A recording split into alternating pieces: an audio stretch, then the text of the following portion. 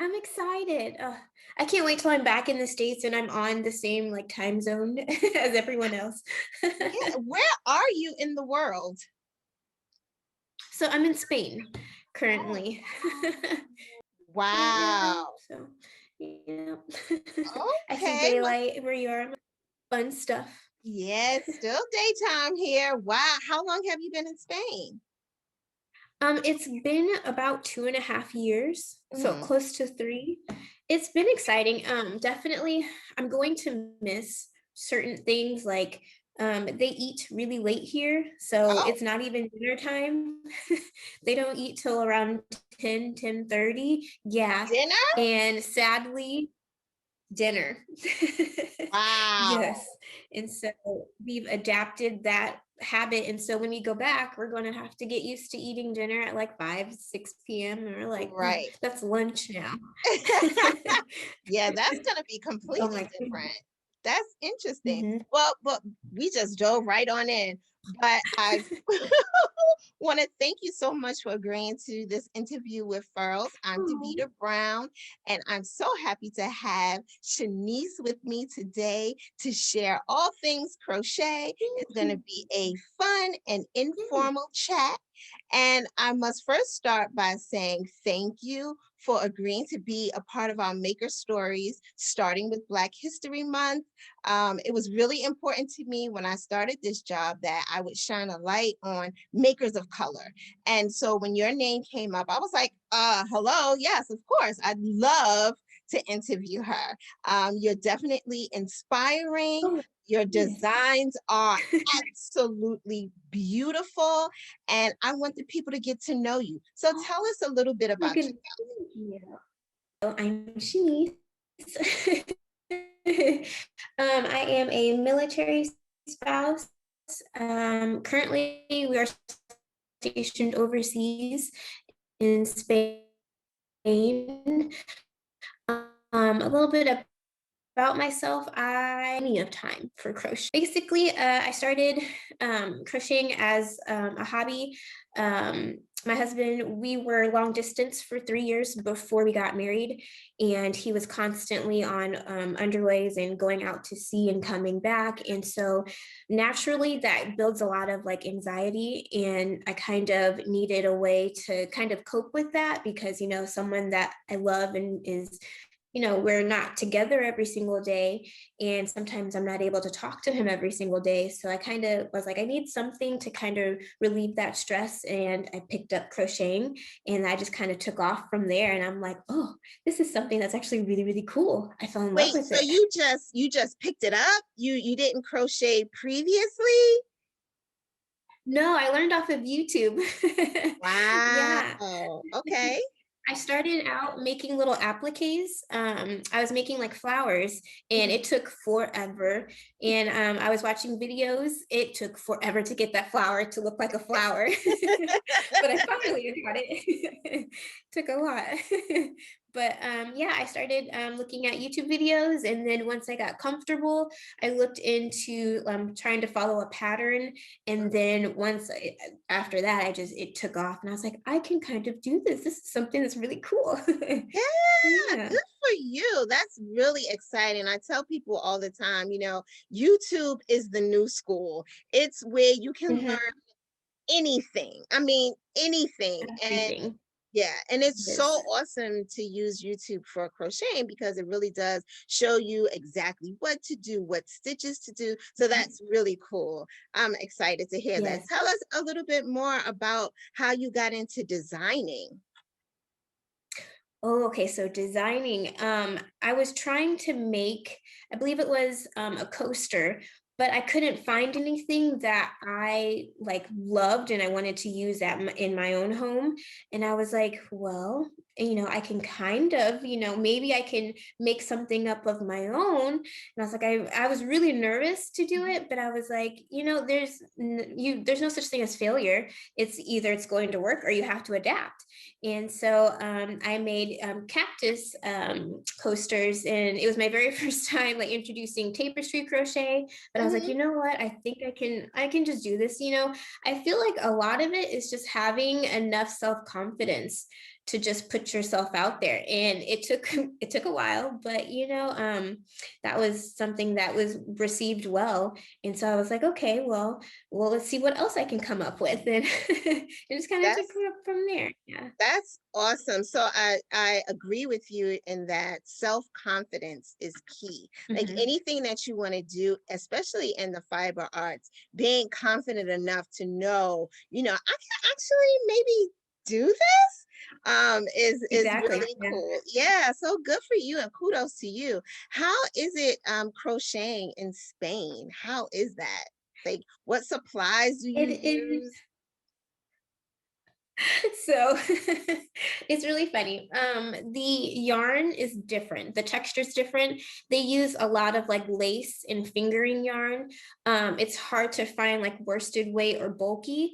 They Mm, make a lot of like delicate like shawls and like little baby booties and like little like doilies. Like that's what mm, they're big on. And so it is hard to wow. find yarn that is that is sustainable. But I ended up finding a little store in the next town over, and they speak a little bit of English. Mhm. And so as soon as I came in there, I was like Google translating everything, and they're like, "Oh, come in, come in." And I was like, "Yes." So That's you definitely have awesome. to know where to look for. Yeah, but I do a lot of online buying, but also it's a lot of just getting out in town and just trying to find the yarn. And I've also learned a lot about like the textures and the weights and how to work with it. And so I think that's also been a big learning curve for me, because I'm used to just working with, my normal like worsted weights and stuff. And so that's made me expand and work with, lace yarn or sport yarn and things like that. So I'm excited to just,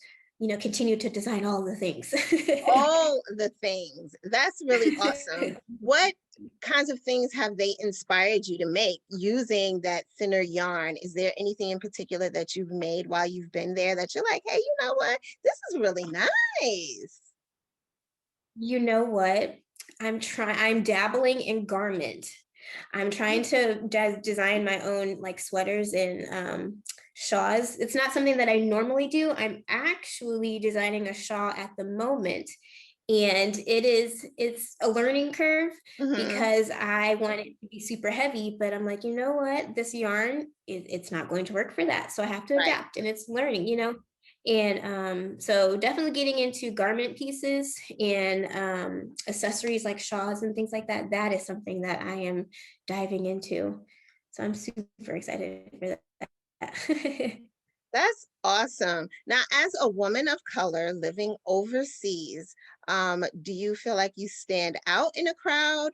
Like, how is that? How is it being a woman of color living overseas into fiber arts? Explain that journey and that process for you. It's noticeable. Definitely when we first moved here, literally it was like you step out of the car and everyone's looking at you. One, Mm, because we are American, and then two, my husband, he is Spanish and white. So automatically they're like, why, like you two are together? Like what? right, Like like what happened? Like what, right. there's not a lot of, well, there's mixed interracial couples here, but it's far and few between. And Hmm. definitely I've never had a bad experience, but it is awkward because people are looking at you. Yeah. So I just kind I try to block it out. It's not it's just unusual for them, which is unfortunate. But I try to walk in, I try up and being timid or hesitant to help me. I'm usually the one that's like, hola. I need help. Good I'm for like, you. hello, help Good for me. you. And Good then for you. usually when you're the first person to say something or break the ice or seem friendly, then that kind of like that guard comes down for them, Hmm. and they're like, Hmm. oh, okay. I can approach this person, and I don't need to be hesitant or timid around them. That's Oh, my awesome. computer's That's awesome. Good for you. Speak up for yourself, girl. Yeah, Really exactly. You have to important. do it. You have Really to. important. Now, what's your favorite place to crochet? For me, I'm My sitting on my favorite, couch. This is like my favorite place. So, what's your favorite place to crochet? I'm gonna say the living room Hmm. because I'm still involved in everything that's going on, like if my husband's in the kitchen, I can still hear him and talk to him, or if the TV's playing. I feel like I work best when there's noise around me, which Mm, is weird. Just because I can, I'm getting lost in whatever I'm doing, but I'm also staying in touch with what's going on around me. I know sometimes people crochet to, get away from it all, but I mhm. kind of feel like that helps me. It helps me like focus on what I need to do, and I'm just crocheting away and my husband's talking. He's like, "You're not listening." I'm like, "Yeah, I am. I hear everything that you're saying." I get that I hear it too. all. I get that too. Do you ever do the thing where you're counting stitches and someone's trying to talk to you and you just start counting louder with like, I hear you, but let me just count. Yes, I'm like, 1 minute, just let me get to the end of the row. Yes, just wait. Absolutely. Always the end of the row. Just let me get to the end of the row and then you can have my attention until I make this turning Exactly. chain. Right. Yeah. That's Let really me finish. cool. Yes. Really, really cool. Um, I'm just really excited to learn more about your designing and, how you are developing that skill. How, besides the shawl, is there anything else that you're like, I really want to learn how to make this? 'Cause that's my goal for 2021 is to design something. I don't know where Yeah. to start. I'm always just like, I want to design something, but I don't know what to do. I love to read Yeah. a good pattern. So tell us a little bit about like your process of designing. My process for designing, so I like to look for stitches first. I'm really big on texture. Mm, Sometimes I have an idea of what kind of item I want to make, whether it's a beanie, whether it's a scarf or a home decor item. I tend to look for the stitches first, and then from there I can decide, okay, well, that would look pretty as a blanket, or that would look really nice, as an accent. Design for a beanie or something like that. mhm. And then once I figure out, the stitch and then the item, and then I kind of will work up like a little swatch to see what it looks like, or try it in the round if I'm making a beanie. Um, and then you want to think about the construction of the item that you're making. So for me, when I'm designing, I like to think that the person or the crocheter is going to sell the product. They Yeah. don't have to, but I also want to make something that is quick, Hmm. that will grab a potential buyer's attention, and that they can make it repeatedly. And it's not something that is going to be expensive for them to, purchase the materials for it. So if we're doing, say I'm going to make a coaster, I want to look for yarn that's cost effective. I want to look for, a skein of yarn that has enough to where they can make multiples of, where they don't have to keep buying, because that's a Us, factor us if you're going to be makers selling. appreciate that. When designers do Yes. that, we appreciate that. Yes. One skein wonders over here. I That is what I love it. like. I Yes. love it. I love it. Now, that's awesome. I love the idea of, finding the stitch, making your swatch, and then saying, okay, this would be great for X. And then you write these patterns and you sell them. How did you get into business? Like when did you say, I'm gonna make this my business? It was actually, I was kind of thrown into it reluctantly. So someone that I used to work with found out that I crocheted, and I was still kind of new. I wasn't really, I wasn't confident enough to be like, yes, I crochet, like this is what I do. And they were expecting a little baby, and he asked me to make his daughter the Princess Leia beanie with the buns. Yes. And I was Hmm. so nervous. And I was like, I think this is something that you'll like. And he was blown away. I was like, oh my gosh, do you love it? Do you hate it? Like, I don't know. Just let me know. But he loved it. His wife loved it. And I was like, oh my gosh, And it brought me joy to know that they were so excited over it. And like, I'm over here sweating bullets. And I'm like, oh my gosh, I hope you love this. And they were like, you need to make this a business. They were Mm, like, this is, like, and when I say I like to help make memories for families, is a yeah. lot of times when they message me, they're like, this is, going to be for my child's first birthday or their newborn photos. And that touches my heart. Like that's a big deal. It That's is. something that they'll have forever, that they'll look back on and say, oh, this was handmade, and and oh, my little heartstrings. But so that's when I started making like infants photography props, and then that's what kind of started my crocheting business. And then Mhm. from there is when I made like finished products and then got into designing. But my first love was photography prop items. That's really cool. I enjoy making those as well. I think it's really cool. Like you said, these people are getting these items, and I like to call them family heirlooms. So you can pass these Yes. down, and I think it's awesome that we're putting so much love into what we're doing, and to have someone receive it and see the love and feel the love is definitely a good, good feeling. So, It yay for is. It's a really you. good Yay feeling. for Yeah. you. I'm glad you stepped out and said, I can do this. Now, do you have a 9 to 5? Currently I do, yes. So it's weird how we work overseas because of the Spanish. I do work full time, Monday through Friday, and then I have the weekends or like my little times in between to squeeze in crochet. Yeah, that was It's gonna be my hard, question. definitely. How do you Mhm. prioritize? Like, how do you divvy up your time for your, regular job and then for your crochet business? It's definitely time management. Mhm.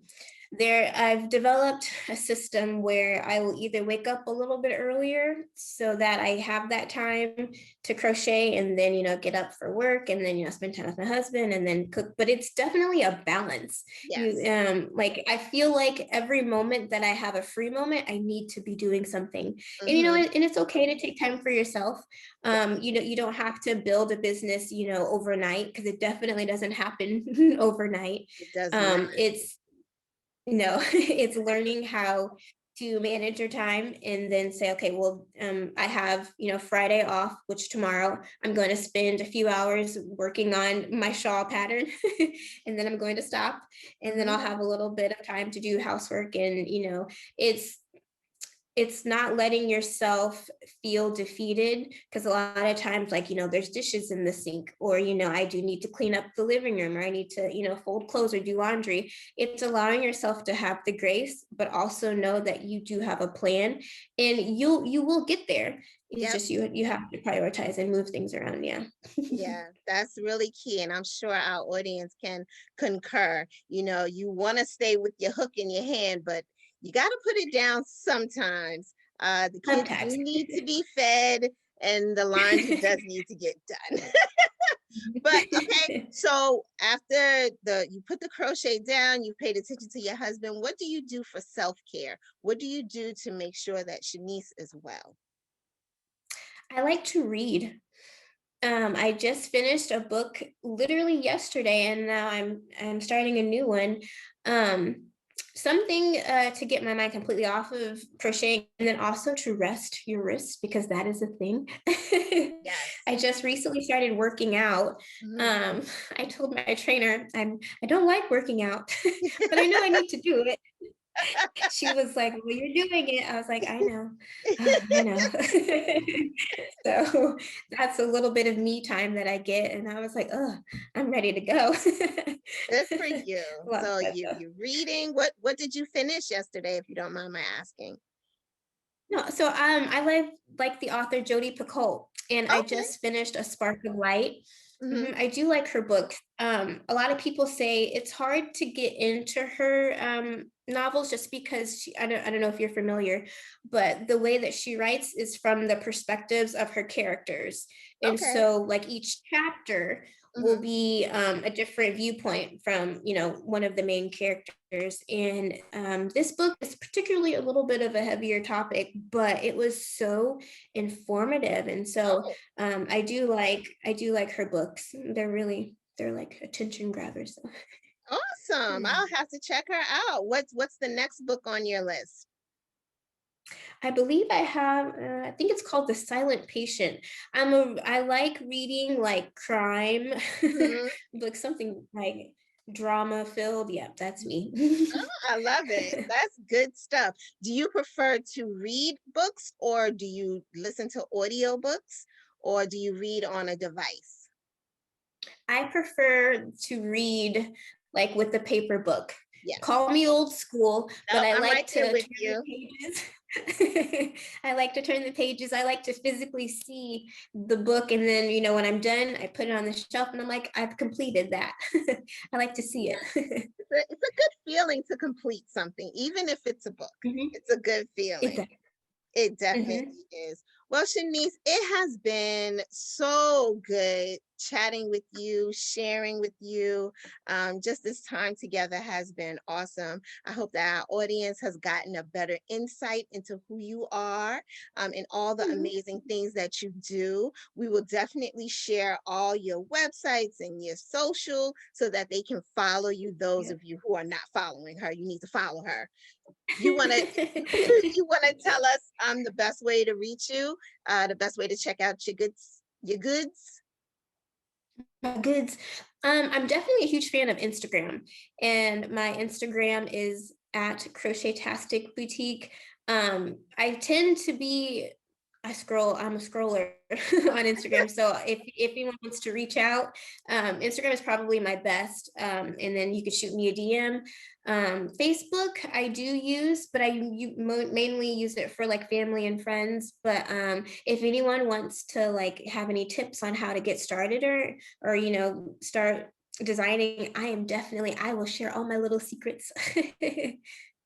I I'll love talking. definitely be reaching out to you about those. I need those little secrets so that we can Aw, catch back up at the end of the year and I can say, look, I designed something. no, yes. Oh my goodness. I'm excited. I'm going to be waiting for Uh-huh, I it. promise. That's my goal for this year. I have to meet my goal. Now, before we get off, you have to tell everybody your favorite Furls tool. What's your favorite?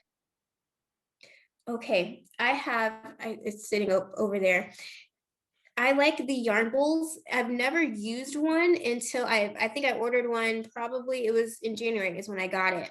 Mhm. And it's the yarn bowl. And I really like my Streamlines hook, which is in my purse because I brought it to work with me. Of course you did.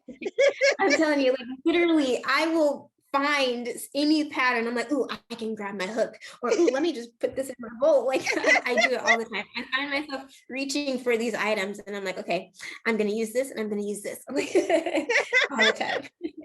I love it. That's awesome. That's awesome. And we absolutely love you and want to continue to uplift you and let people know about you and share all that you're doing. Again, thank you so much for your time. Have a wonderful evening. Are you really going to eat like at 10 o'clock? Probably. What time is it right now? Almost 9. Yeah, I'm not really even hungry. Oh And my my husband's goodness. upstairs. Yeah, it's probably going to be Wow. close to 9:30. Wow. And it's That's so crazy. incredible. How long do you guys think you'll be in Spain? Only for a few more months. Yep, Okay. we are going to be heading back stateside. So we're originally from Illinois. So we're Mhm. going to be heading back home. And I'm super excited. I'm not excited about the snow, and I should be because, I'm from the Midwest. But is it snowing there now? I heard that there was like a snowstorm. Yeah, we It's got hit pretty hard. I'm in New York and it snowed last week. We didn't Mhm. have school for 2 days and then it snowed some more and then it snowed again yesterday. I think, we're making up for last year when we didn't get any snow. So we're getting Yeah. all the snow now. So Aw, it's get your playing catch boots up. ready. Yes, get your boots Right. ready and your scarves and all that good stuff. Definitely. And Thank you so much, Shanice. Looking forward to speaking with you again. Have a great, great evening. Thank you for having me. Thank you so much. You're welcome. You're welcome. All right. Bye-bye. Bye.